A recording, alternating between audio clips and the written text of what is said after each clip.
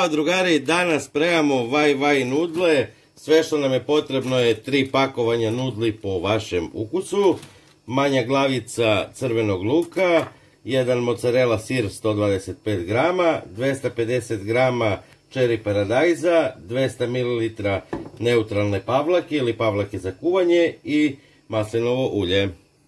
Stavljamo tiganj, sipajte malo maslinovog ulja. Kad se ulje zagrejalo, stavljamo luk da pržimo. Odmah u jednu šerpu sipamo vode i stavljamo da se greje.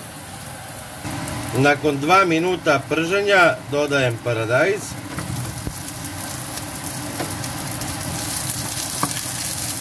I jednu grančicu svežeg ruzmarina.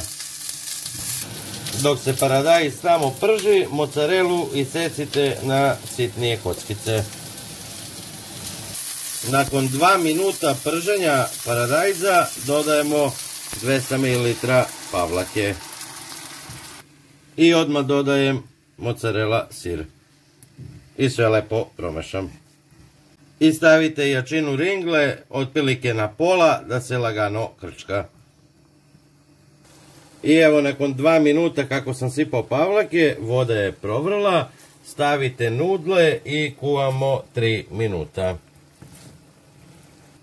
Dok se kuvaju nudle, ovaj začin iz kesice dodajte u ovaj sos i dobro promešajte.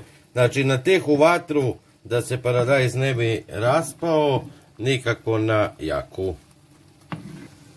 Nakon 3 minuta kuvanja, znači samo izvadite nudle i odcedite ih i prebacite u tiganj.